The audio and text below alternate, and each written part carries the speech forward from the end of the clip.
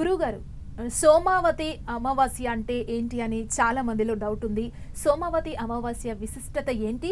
ఏవైనా పనులు మొదలు పెట్టాక అవి నెరవేరకపోతే ఈ రోజు ఎలాంటి పూజా కార్యక్రమాలు చేయడం వల్ల అవి ఫలిస్తాయి? సోమవతి అమావాస్య సెప్టెంబర్ 2వ తారీఖు రోజున వస్తున్నటువంటిది. అయితే అమావాస్యలు సాధారణంగా ప్రతి వారంలో ఏదో ఒక వారం వస్తూ ఉంటుందమ్మా. ప్రత్యేకమైనటువంటి అమావాస్యలు మూడిటిగా చెప్పబడ్డాయి. ఒకటి భౌమావాస్య, ఆదివారం అమావాస్య, సోమవతి అమావాస్య. భౌమావాస్య అనేటువంటిది అమ్మవారి యొక్క అనుగ్రహం కోసం చేసేటువంటిది భౌమావాస్య. అలాగే కొంత దేవతానుగ్రహం పొందడం కోసం చేసేటువంటి ప్రత్యేకమైనటువంటి కామ్యకర్మల కోసం చేసుకునేటువంటిది.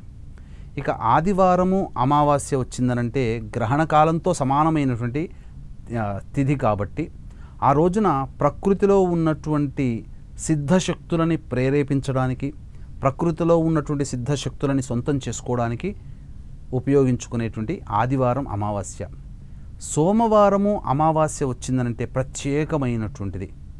అంటే ఎందుకు చెప్పబడి ఉందనంటే, సాధారణంగా అమావాస్య వచ్చిందనంటే చంద్రుడు కనబడడు, కేవలం సూర్యుడు మాత్రమే ఆ రోజంతా ఉంటాడు, ఉదయం నుంచి సూర్యాస్తమయం వరకు.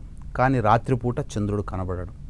కానీ చంద్రునికి వారమైనటువంటి సోమవారం రోజున అమావాస్య రావడం, దానిని సోమవతి అమావాస్య, పేరులోనే మనకు చంద్రుడికి ఈ అమావాస్యకి ఏదో సంబంధం ఉన్నట్టుగా మనకు గోచరమవుతుంది.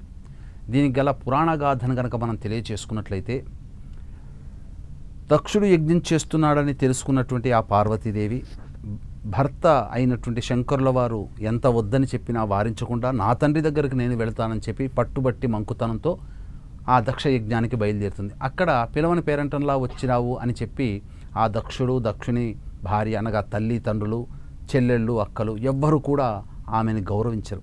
అంతటా ఆమెను గౌరవించకపోగా కట్టుకున్న భర్తని అవమానంతో మాట్లాడేసేసరికి తట్టుకోలేక అవమాన భారంతో తిరిగి భర్త వద్దన్నా వినకుండా నేను ఈ యొక్క యజ్ఞానికి వచ్చాను, భర్తకి నేను మొహం చూపించుకోలేననే ఒక పరాభవం చెందినటువంటి ఆ సతీదేవి అగ్నికి ఆహుతి అయిపోతుంది, తనని తాను కాల్చుకొని.